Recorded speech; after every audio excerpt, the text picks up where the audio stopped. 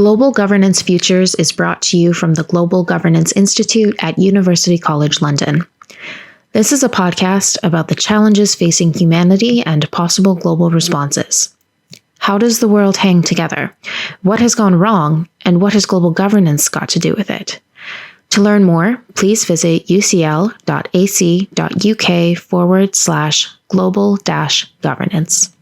I was shocked to learn a few years ago that the US government vetoed military emissions reporting under the Kyoto Protocol. When I asked about this, it quickly became apparent that a lot of well-informed people were simply unaware that the single largest consumer of oil in the world and the single largest polluter was not included in national emissions reporting requirements under UN frameworks. Fast forward to the 2015 Paris Agreement, and while the exemption has disappeared, the situation remains largely unchanged.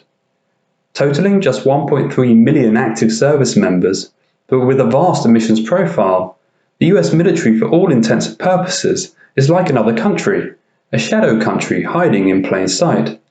However, up to now, information on US military emissions has been hard to come by. Step forward our guest today, Dr. Ben Neimark, who alongside colleagues published a path-breaking study in 2019 detailing the scale of the US military's carbon footprint.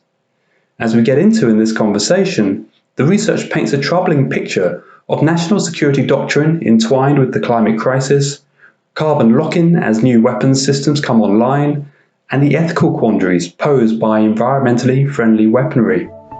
The U.S. military sees itself as a first responder. It sees itself as a humanitarian actor. It sees itself as a protector of national security assets.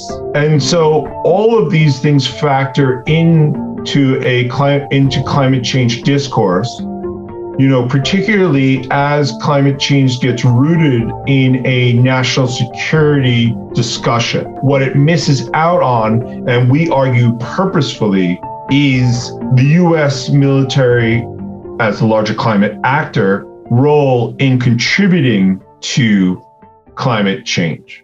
This is Imperfect Utopias or Bust, Global Governance Futures. Dr. Ben Neimark is a senior lecturer at the Lancaster University Environment Centre. A human geographer and political ecologist by training, his research focuses on the socio-ecological effects of military supply chains and their wider environmental footprint. We spoke with him in March 2022. I first stumbled across this whole issue around military emissions, listening to an interview with Barry Sanders that I shared with you from 2010, where he was talking about his book, The Green Zone, the environmental cost of militarism. And it was a real shock to me that military emissions weren't included in the Kyoto Protocol. It's kind of shocking that so few people actually know about that. And it made me think, well, really, this is kind of the 800-pound gorilla in the room that nobody's talking about. As you put it in your paper, the US military's carbon footprint. So I guess to kick off, I'll be curious to ask, how did you stumble across this topic, this issue?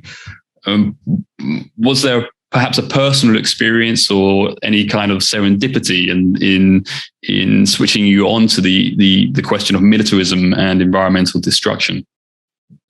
Yeah, that's a great question. I love, these are the questions I love to ask as well. Sort of like what's the sort of genealogy of research projects, right? And finding out what the backstory is. So the idea of like critical work, and I think this is a great one as well. The idea of like the critical work of the U.S. military really started from a conversation that in a pub in Norway of all places, right? Both Patrick Bigger and I, who's an academic, two U.S. academics living and working in the northwest of England, were in all places Norway at a green economy conference. Patrick was doing work around green finance, and I was doing research on land grabbing and biofuel production in Madagascar. That's where I primarily do my research, on smallholders in Madagascar and commodity production. I had just come over from my first academic posting in Norfolk, Virginia, of all places, which is at Old Dominion University, which is Norfolk is the site of the largest sort of naval installation in the world, right? Norfolk, Virginia. This is where all the sort of big shipbuilding and amphibious sort of, training goes on in Norfolk and Virginia Beach.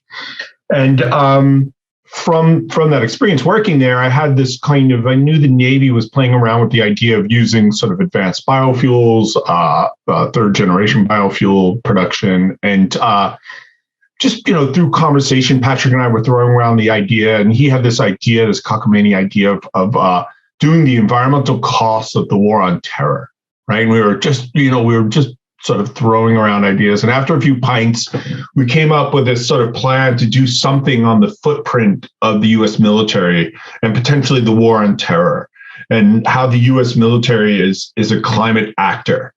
And we returned home where we were living at that time, and we realized that getting the data on the war on terror was not as feasible as one would imagine, right? A lot of this operation was going on in black sites. They were called, kind of secret ops and whatnot. And we just sort of parked that idea, and we're thinking about how we could sort of illustrate the U.S. military as a climate actor.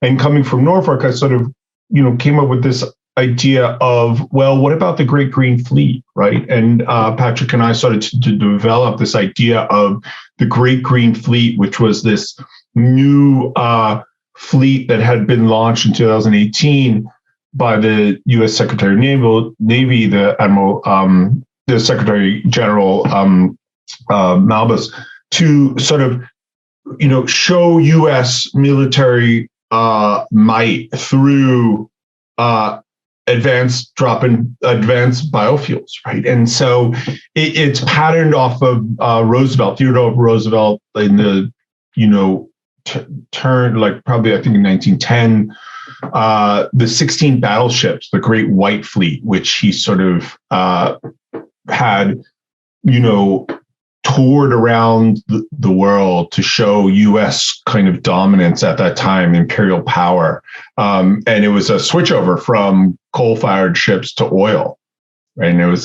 So this idea that U.S. power really began with a sort of advanced frigate of ships that can, basically change the way in which the way in which these ships were fueled and then thus powered by a new energy source, right? And this was fascinating to us, and we started to develop this paper called Weaponizing Nature, which sort of played off the idea of both the U.S. military's sort of weaponizing of biofuels, but also weaponizing of climate change discourse to justify a sort of new fighting force.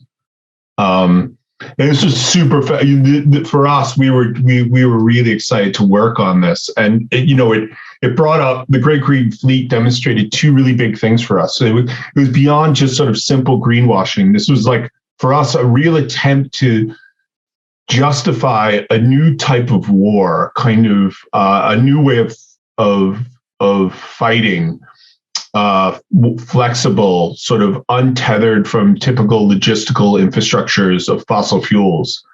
So nature, biofuels in this case, was a way to sort of power a new military fighting force that, in far-flung territories of military adventurism, fighting terrorist cells in the Horn of Africa, the Western Sahel, the Islamic State.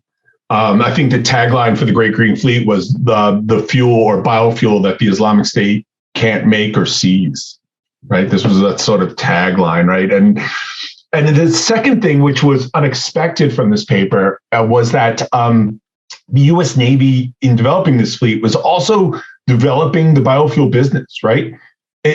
It's not surprising to us now when we think about it, but it was just kind of really interesting to us to see how much the military itself it makes markets. It moves markets. It's a major political economic actor. It, really drove the biofuel market. Biofuel kind of refineries were built up around the idea that the Great Green Fleet would then use these biofuels and in their ships. And so, we were really playing around with all these different complex ideas and thought about a way to put them all together. And we came up with the idea of geopolitical ecology, both of us being political ecologists, so our understanding of sort of granular local level effects, multiscalar effects, and environmental change, but also combining that with political economy and critical geopolitics.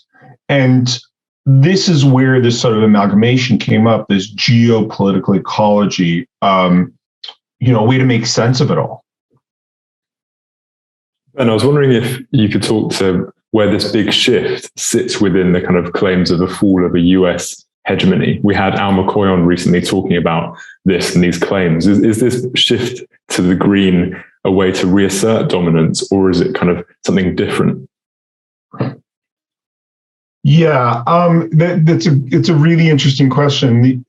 The impetus for a kind of, as you could argue, and you say, a shift to the green, recent shifts such as the U.S. Army sort of decision just recently to sort of think through what a net zero strategy by 2050 would look like, and other sort of discourse coming out such as the Great Green Fleet.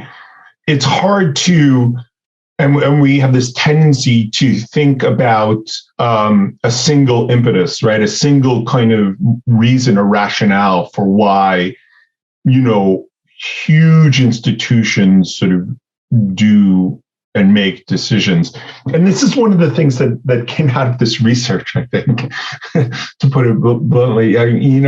This kind of critical geopolitics position, the rethinking, sort of counter to kind of IR and green IR realism is that, that the military is all one thing, that there's just this kind of single kind of policy that comes out of it. It's actually an amalgamation of multiple organizations, institutions, private and public actors.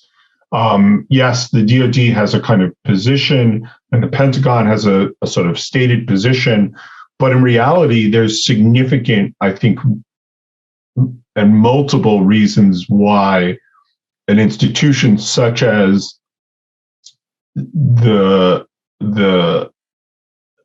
Department of Defense might want to pursue a green strategy. One of them is cost.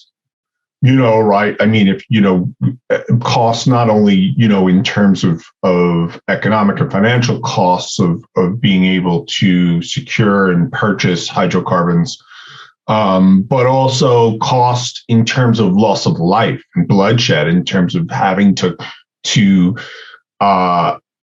move and protect oil supplies around the world.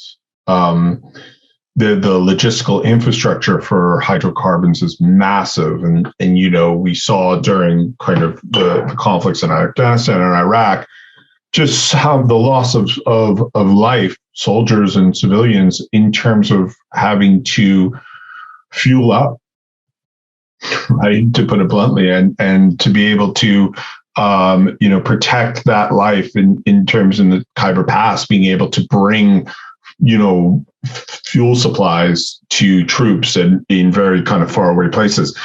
There's also a kind of mission ready sort of reason, right? And so, how and why can troops and missions have the most advanced technology that allow them to complete particular missions? And many times that might not be fossil fuels, right? That might be other types of energy sources that just might be easier. The military is a mission-focused institution, right? They're given a mission and they calculate the ways in which they can sort of approach that mission in its most sort of logical and calculated kind of approach to solving it, right? To getting, and one of those ways is to figure out simpler, easier, cheaper fuel and energy sources. The last thing I'll say on this is that there's also a significant kind of approach to greening the military, because they're spending, and they see themselves as a significantly vulnerable institution, right? You have a number of bases all over the world that are on coastlines, that are in flood zones, right? And they're now having to sort of, particularly the US Army, who are in very, very vulnerable sort of states of play, where you have bases being flooded, right? Norfolk, Virginia in particular, having to build huge seawalls to protect its kind of infrastructure. And so, there's a real kind of practicality to wanting to be green, in a sense that they're going to need both the resources and the sort of person power to adapt to a climate changing world. It's fascinating, Ben. And I think there's so many threads we could pick up there. I mean, one I'd like to pursue a little bit is, thinking about what is the military as an actor in global politics. As you said, the military is not monolithic. It's this very large organism, if you will, and that has quite significant, it's quite a challenge ontologically, we might say, thinking about the military as an actor. And to make it very concrete, the key unit within this organism that you focus on a lot is the Defense Logistics Agency Energy, the DLA-E, which I doubt many people have heard of. But it seems as if, as you say, this is a key institution that, quote, hides in plain sight and in a way pumps the blood of the military around the organism. So if we were to try and identify the most important actor, I wonder if you would privilege that actor in understanding how the military operates as a cohesive actor. But I'm also curious to push a little bit more, because one of the key findings in the paper is that the US military and this DLA agency in particular, as you say, are not lumbering at all. They're actually highly functional, highly efficient. So it seems as if, yes, you have this, you do have a degree of fragmentation, yet compared to many state agencies, we might say, or even the nation state as a sort of monolithic structure, this is a much more efficient, much more effective form of organization.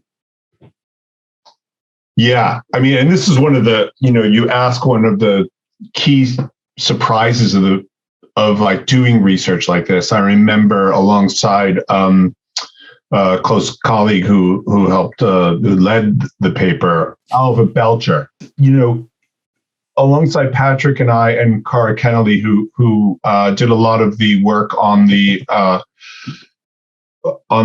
life cycle analysis. It was amazing how we came across this sort of agency, the Defense Logistics Agency, by chance. We were reading a paper, and in the footnotes, they mentioned that data to calculate the LCA of one aspect of the Iraq War was calculated using hydrocarbon purchases through the DLA-E. Right, we sort of looked it up. We Googled it. Right, we had very little sort of knowledge of this sub agency, and it sprang upon us that actually all purchases by the U.S.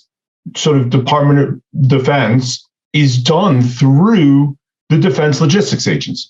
Right, this unknown agency, which has hundreds of offices around the world, does all the work on purchasing and contracting for the U.S. military, from MREs, meals ready to eat, to Humvees, to all its hydrocarbons. It's basically a one-stop shop, right? And it happens to be the largest institutional hydrocarbon purchaser in the world, right? As a single institution. And, just to get a picture, the DLAE, which is a sub-agency of the DLA, of the Defense Logistics Agency, its daily sort of operations, energy operations, the agency handles 14 million gallons of fuel worth like 53 million per day, right? And so US dollars. And so, we were just sort of dumbfounded by how little we knew about this agency.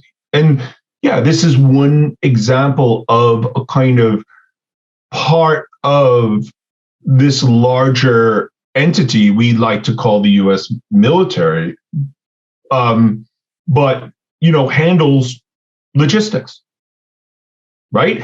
And at one level, probably the most important operator in making sure that the four branches of the US military is able to sort of both fulfill its missions, but also, operate in the everyday, right? From making sure canteens are filled and Coke machines have their Coca-Cola on base, right? From the simple mundane to the, forward operating bases. This is the entity. And it causes us to pause and rethink how we look at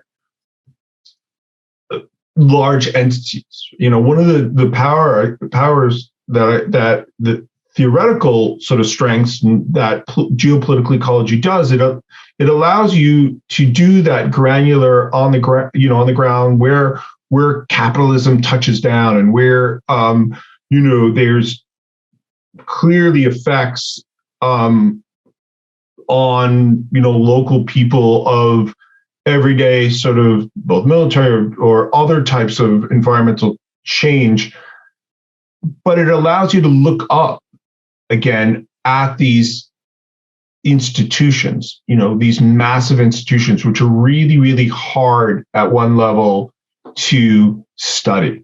They're challenging, right? Researchers find it very difficult to do so. And so this framework allows you to sort of piece apart these institutions and focus on the singular kind of actor that might be causing the effect, such as hydrocarbon consumption and production and the greenhouse gas emissions from that, while also taking in the entity of the larger institution, the Department of Defense, right? And so it allows us to do that. And we don't want to overcharacterize that institutions aren't still somewhat lumbering, right? That the Department of Defense, turns on a dime. It most definitely does not. Having said that, there are entities within the Department of Defense that clearly operate much quicker and are much more flexible and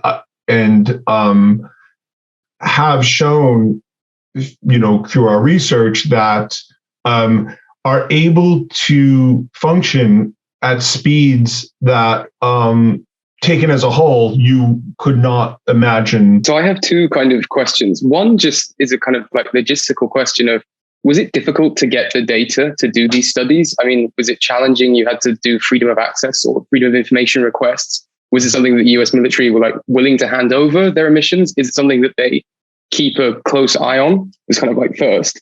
And then secondly, much more abstract, you mentioned earlier about how the GGF was kind of weaponizing biofuel and also weaponizing climate discourse. So can you speak a bit more to what is the weaponization of climate discourse? How is the US military weaponizing climate change? Yeah, two great questions. So access to the data was not as hard as one would imagine.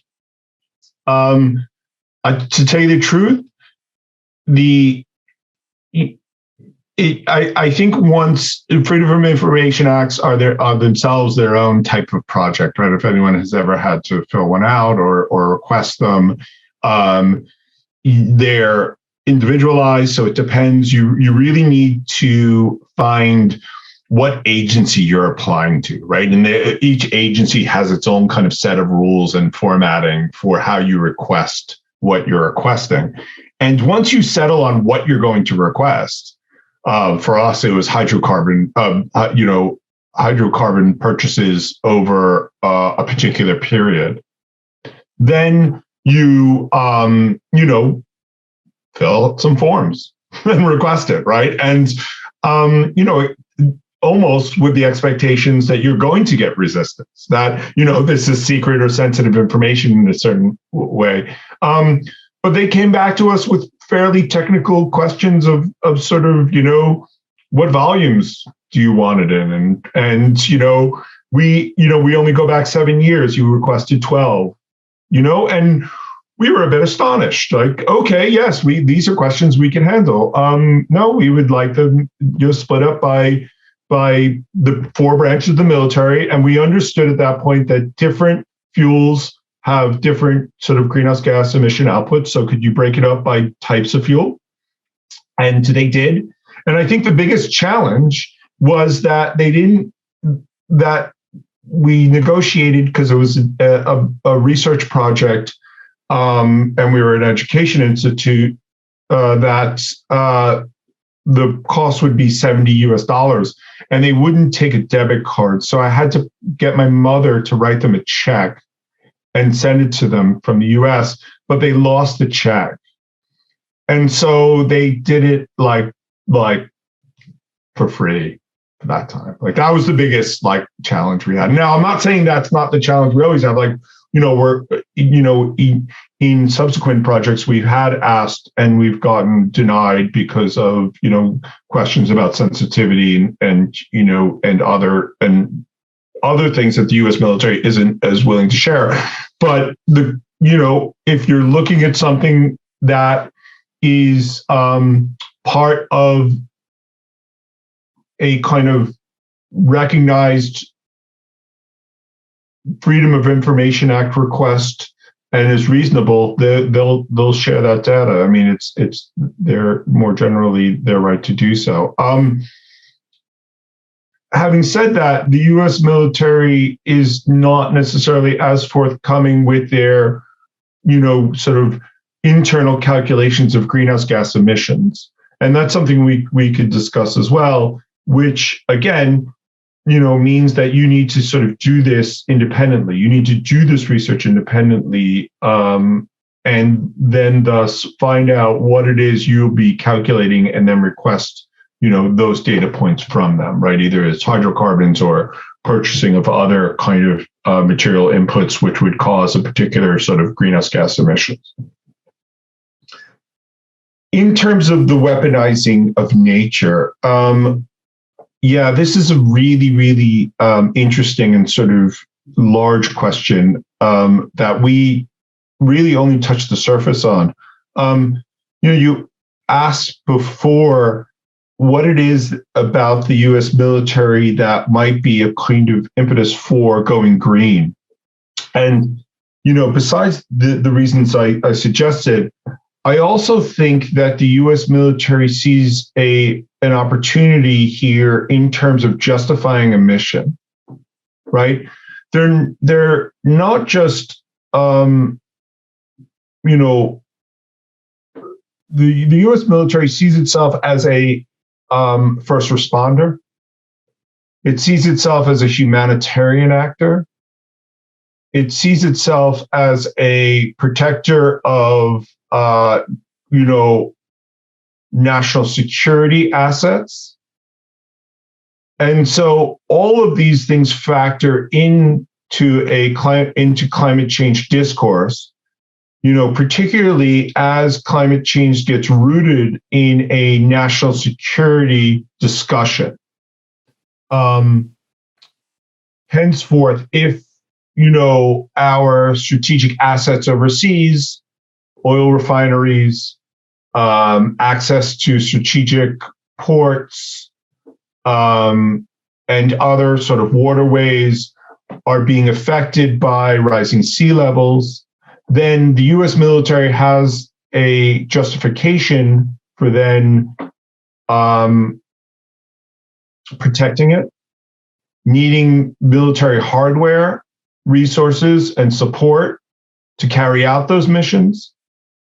If communities around the globe are particularly vulnerable to sea level rise and or hurricanes and what might be sort of natural hazards, and the US military would then kind of justify its action on being the first responders to those places, right? And then thus justifying resources, material, person power to carry out those missions. And so all this gets rooted in a kind of climate change discourse of national security, a very close sort of binding of national security and climate change, right? Climate change as a national security issue. What it misses out on, and we argue purposefully, is the US military as the larger climate actor role in contributing to climate change, right? And then thus sort of erases climate change as a national security issue that the military is best positioned to respond to, then thus erases the conversation, we argue, of the US military and those missions, those new missions, in actually contributing to larger climate change scenarios, right? And so, climate change is crises, right? Climate change as security. There was during COP26, there was an important article that came out in the New York Times and, sort of reifying national security and, climate change and the US military's role in being positioned to that. Well, we were writing an op-ed in how that same discourse erases the US military as a global climate actor, and they need then to declare what their greenhouse gas emissions are, right? And in parallel to that, we submitted it to the New York Times, and they didn't accept it because the next day they published that article, right? And so, this is what's coming out the front end, and we're yelling and screaming at the back end, saying, well, wait a minute, how are militaries, global militaries, hiding their carbon emissions? One of the things that I loved about your Weaponizing Nature paper, that you weren't afraid of kind of highlighting, I think it was a quote from Sharon Burke, the former Assistant Secretary of Defense, that the essential role of the army is breaking things and killing people. And that's a quote from the interview. And I just, when we think about kind of greening or greenwashing in a commercial sense, it makes sense in terms of, okay, cleaning up supply chains, you're reducing your impact on the environment.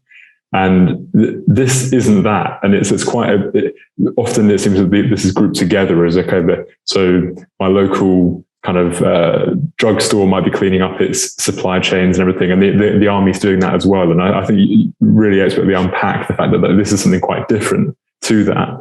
But then one thing I wanted to also pick up on is, with the Great White Fleet, there was a real sense of like, have no fear, the US is here. The kind of, we're protectors of not only the nation but the globe. But with this Great Green Fleet, I get the sense that it's more of a national issue as opposed to the protecting of the national, as opposed to protecting of the international. And I was just wondering if that was what was coming through for you. Yeah, I guess there are two questions here. One is sort of being really careful, and I guess it's easy to do, right, to sort of challenge the greening of the US military, right? Questioning the sort of basic premise that they're greenwashing, right? That for us was a simple critique, right? This isn't just that. This was rooted in a whole host of things. One of them at the time was, positioning U.S. power, the pivot to Asia, right, and the Navy being kind of now stepping forward as the lead agency, right, as the lead sort of branch of the military, as the one that's going to kind of lead the charge in terms of future military adventurism, you would say, a sort of counter China, right? Which was Obama's sort of pivot to Asia at that time. And so, there was a sense that the greening was of the Navy, it wasn't, this wasn't sort of Department of Defense policy, right? This was a sort of pet project of Mavis and his attempts to counter what was a very, and still is, an intractable sort of carbon lock-in of the US military. It was daring, but it was also a bold move to sort of show that the US is coming on multiple fronts, right? We can,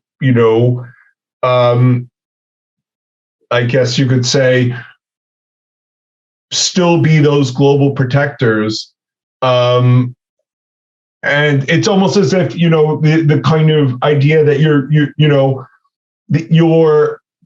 F-10 Mac Ford truck is still tough and manly, even though it's electric. It's this idea that, we could still build an electric Humvee, but it's still tough. It withstands bullets and, really be as kind of this sort of global powerhouse. Because if anything, the Great White Fleet was about showing U.S. imperialism, right? And the Great Green Fleet was also kind of attempts to show this raft of ships that were just still there to show U.S. hegemony of the high seas. Yeah, I think it's really interesting, that idea of that the electric Humvee is just going to be, it's just as good as the kind of your petrol or your diesel. But I was wondering how the implications of the Ukraine crisis have you seen since publishing that paper that there's been a kind of regression back towards the conventional fossil fuels?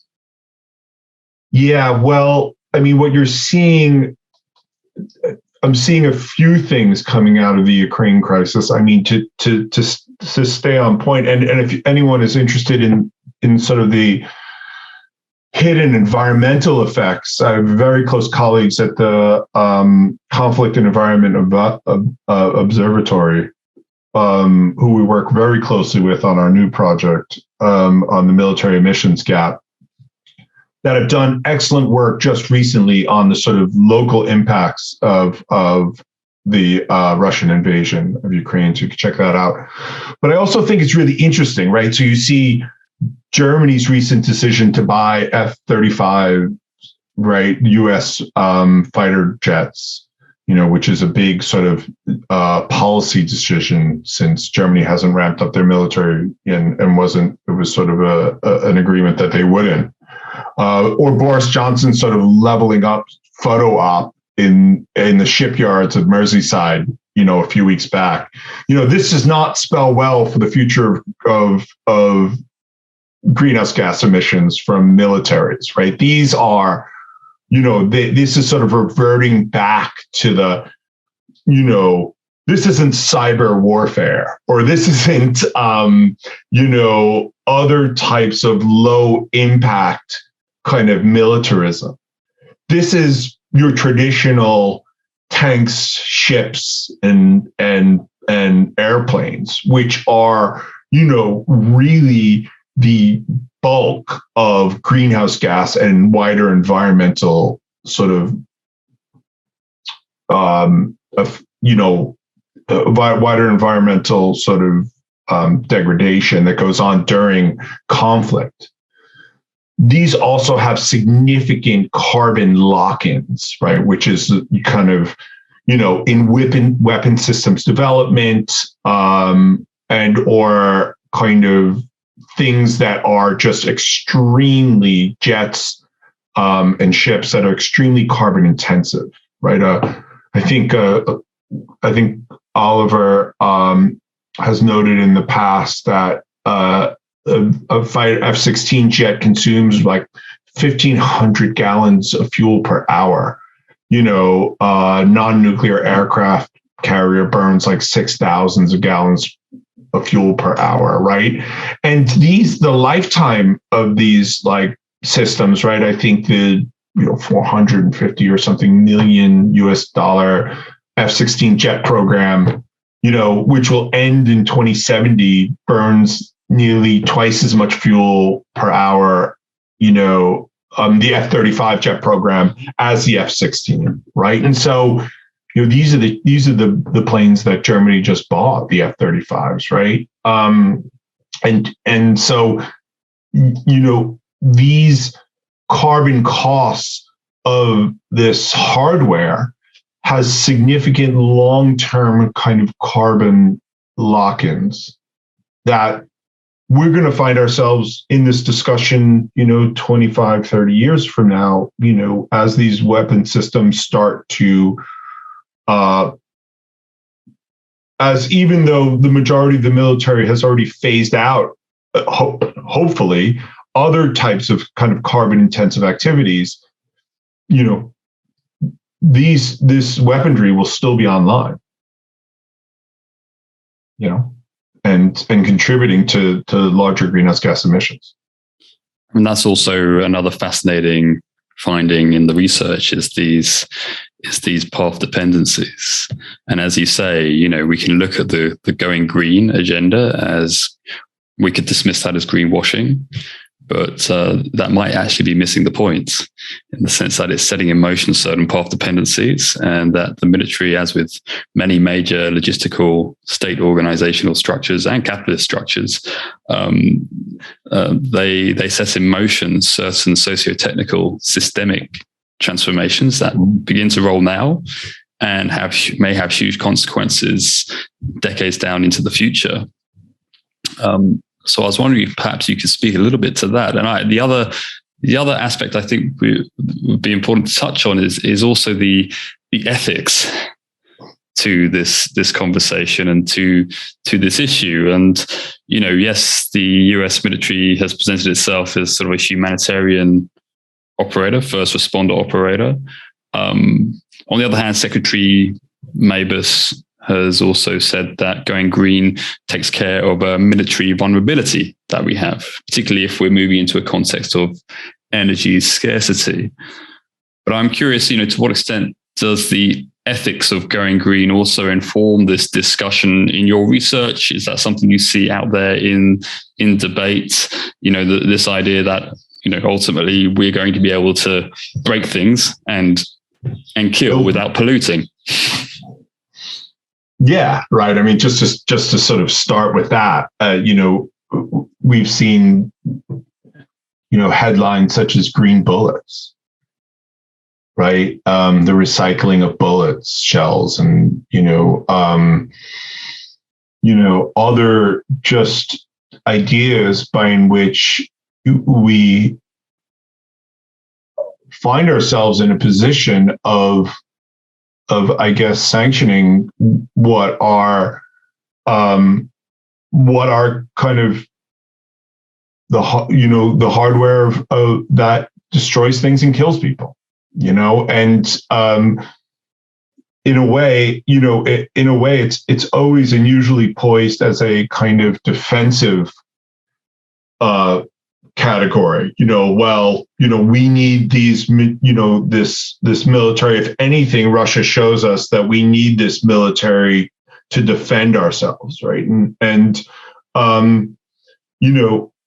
there's a deeply, troubling kind of conversation there that even ourselves, even as researchers, we find ourselves in doing this work. I mean, we work closely with activists, anti-war activists, and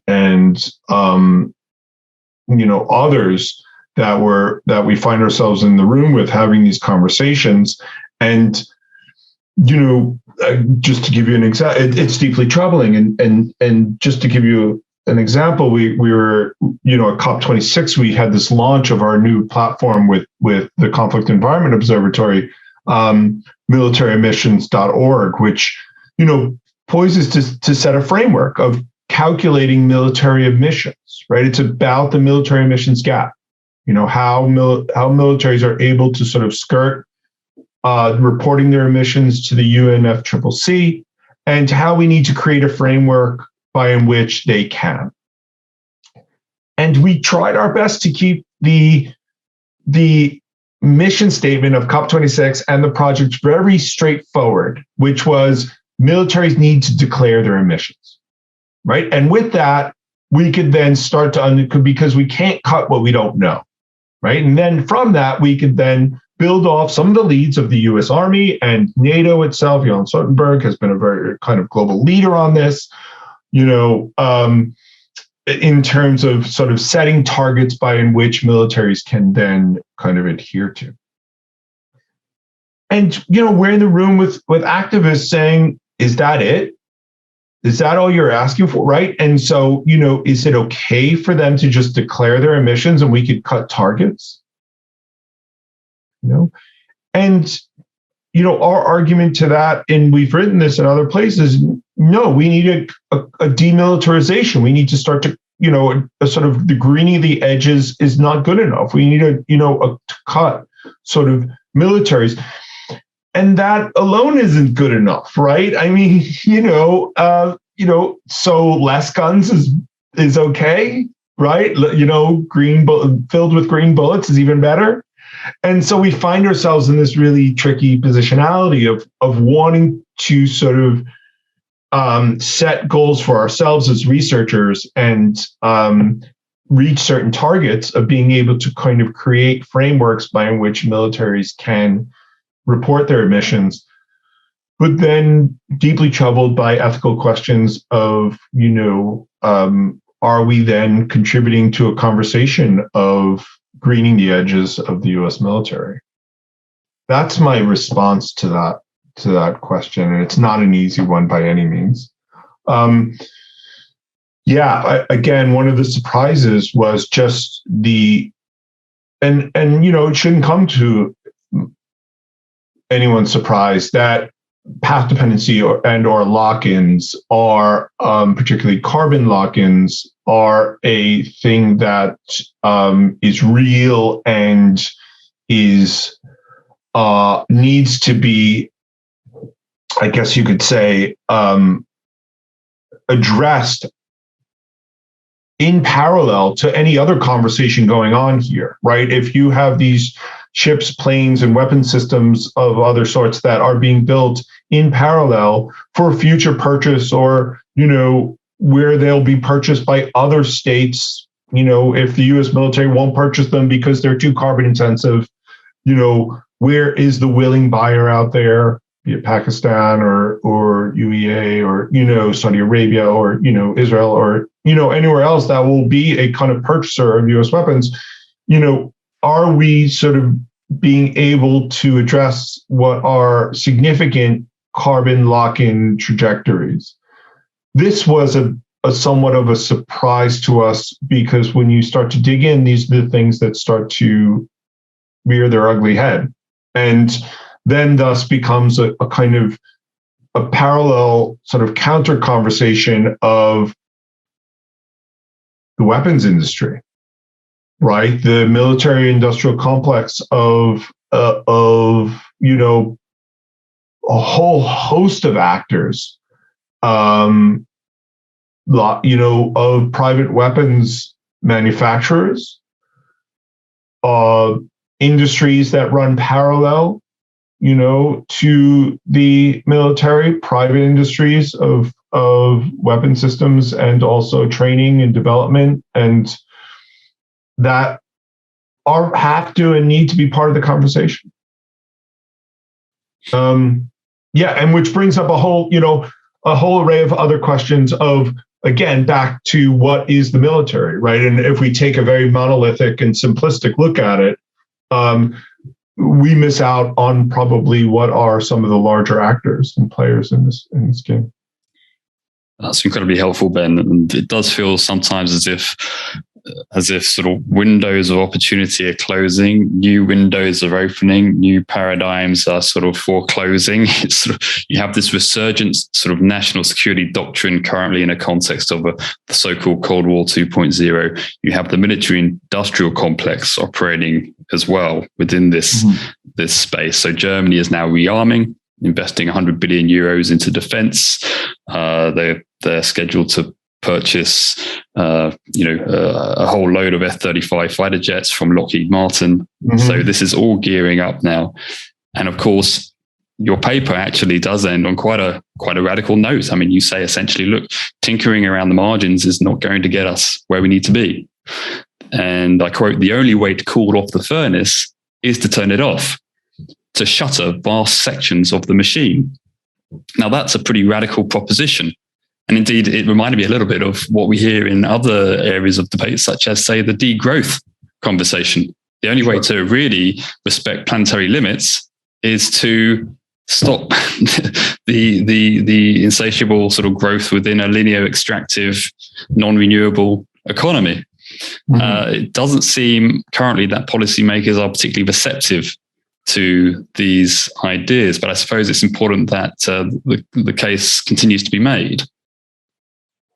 Yeah, and I guess, and you wonder sometimes, following also the debates of degrowth as I've been myself, is whether or not those conversations are at this point for policymakers, right? And whether or not the conversations around the parallel degrowth, but also kind of tinker around the military is a conversation more for the general public at this point, right? A societal change that then finds its way into conversations of politics through communities and larger kind of social and communal change, where a demilitarization and or hyper-consumption sort of economy becomes realistic or more realistic. It takes a significant amount of political,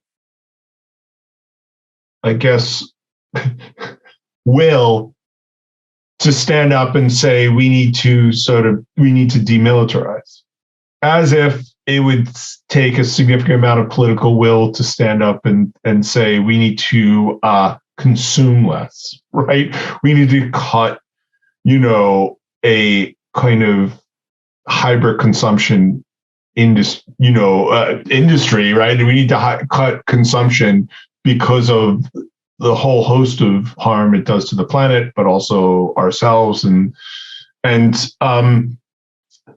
So I would argue that those conversations and those kind of radical calls are more for a larger public to consume in a way in which they can mobilize and to understand the issues at hand, and then thus have conversations, larger conversations, and have those conversations then sort of build on already existing organization and activism. That would be the hope. Ideally, yes, it would be excellent if policymakers were listening. I mean, we have had some traction, again, a bit more limited in terms of scope and goals with the military emissions gap work. We've had some, parliamentary questions being asked about the UK's reporting on military emissions and the potential for getting those emissions reported annually, and then thus moving quite slowly towards some sort of targets. And so, we take a very radical approach, and we believe, the authors believed in that approach, in kind of getting out, hopefully, to a wider societal public. We wrote a conversation piece, which is an academic blog, for those purposes. And, all intents and purposes, it went viral. I mean, in an academic context, right? There was, it got shared hundreds of thousands of times on Facebook and translated into multiple languages, and it became a topic that I think resonated with a lot of people. And just as I think we're rolling to a close now, and I guess I've got two final questions for you. The first is, what is the Military Emissions Gap project? If you could explain a little bit about that. And then finally, and we ask this every week, or at every kind of like podcast, it's sort of in terms of reflections for the future, or for any students of, global politics, global governance, do you have any advice? And within the geopolitical ecology frame, what is there? What's been left unsaid? What's fertile ground for exploration? Where would you be looking next? Sure. So just to start off, the military emissions gap is this is a way, it's a platform to view your government's military emissions data, right? It's a platform. It's militaryemissions.org. It's a way in which to track, analyze, and sort of hopefully in one way close the military emissions gap, right? A way in which we could start to get states to report their own government data, put it into one place, and then sort of track what would be the reporting of that to the UNFCCC. There is very little reporting on that for historical reasons of the US being exempt from the Kyoto Protocol of reporting its own military emissions, and then other states sort of followed suit. But that since has changed since the Paris Agreement, where they're not exempt, but still militaries are not forthcoming in doing this. We're asking them to do this.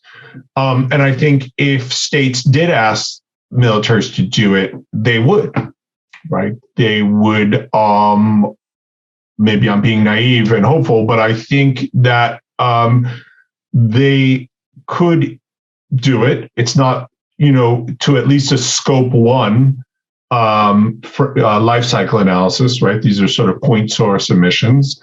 They could easily do that.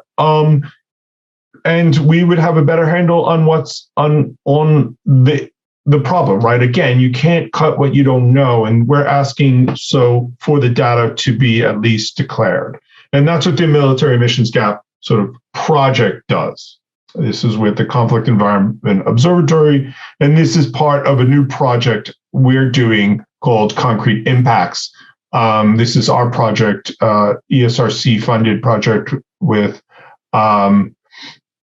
Durham and Lancaster on sort of accounting for military life cycle analysis, right? And so of complex supply chains. So we're basically measuring the U.S. military use of water, sand, and cement for concrete production, right? The sort of oldest line of modern warfare, the use of concrete, and we're sort of developing a life cycle analysis of carbon emissions and a wider environmental footprint of concrete production. And so this project is sort of partnered with the Conflict Environment Observatory to do the Military Emissions Gap project as well. And so two separate parallel projects. And this sort of builds on, I think, one of your questions of, what's next in terms of what can be done. I mean, if anything, a really important aspect of this research is a focus of logistics, military logistics and military supply chains. A lot of research has been done on kind of end products of, what is the greenhouse gas emissions of certain, an F-16 fighter or something along these lines. But very few projects actually delve into the resources that go into making that fighter, right? And, which could be up to, they say, 5 to 10% times the actual output of the original sort of scope 1 analysis of what is kind of point source greenhouse gas emissions. And so that's what this project Concrete Impacts sort of does. We're building a model by which to measure wider environmental footprints, namely air pollution of concrete production, but also greenhouse gas emissions. I think scholars, we've already have seen really great work come out of this. And if I could just kind of list a few here that have built on geopolitical ecology. Meredith de Bloom did great work on sort of climate necropolitics. Colleague Kevin Surprise in the US did work using geopolitical ecology and geoengineering and US dollar hegemony. Jarrett Margolis and Francis Mass, discussed it in the context of illegal wildlife trade. And close colleague Hannah Dickinson also does excellent work on sort of sturgeon and caviar production and geopolitical ecology, right? So it's already been taken in really, really fascinating directions. I think the power of geopolitical ecology is its ability to sort of play on what we call a kind of discursive material interplay, this co-constitution of global sort of institutional politics, and mixing that in a very effective way with kind of multi-scale environmental politics, which political ecology does very well, and a kind of critical geopolitics, as we mentioned before, a sort of way of not thinking through institutions and state institutions as monolithic, as slow, as lumbering, but a kind of decentering in a way of these kind of state-run institutions, these large institutions, and kind of keeping an eye on them while you're doing good, grounded political ecology work, I would argue. That's fascinating. I mean, really interesting. And I think on this podcast, we're always really keen to look at kind of like frame breaking or just taking institutions out of their context and seeing how they are constituted by other things or how they interact across systems, like complex analysis. And so I guess an introduction to geopolitical ecology here has been tremendously enlightening, and excited to see what, good stuff comes in the future, to be honest. Yeah. I mean, a key, and being a sort of, I guess, by training a grounded political ecologist that studies smallholders in Madagascar, key to geopolitical ecology. And I think we haven't done this just yet, but we're trying to do it with the Concrete Impacts Project, is to link up local level environmental effects, particularly to those most vulnerable, and these large geopolitical and political economic institutions, right? And so making sure you're seeing where these institutions touch down, but also with a keen eye back to them. And that's the challenge for scholars, right? To do that well is difficult. But the framework hopefully is there. If not, let's build better frameworks. Perfect. Thank you so much for talking to us today. Yeah, brilliant. Thanks, Ben. Really, really enjoyed that conversation. Really fascinating. Really glad we were able to bring this to our audience. So, and look forward to watching that space in terms of what you do next. Thanks for tuning in to Imperfect Utopias or Bust, Global Governance Futures. If you liked this content, please do leave us a comment and subscribe. If you're new to the show and you want to get a list of our favorite books, other resources, listen to past shows, and to join our community, go to ucl.ac.uk/global-governance.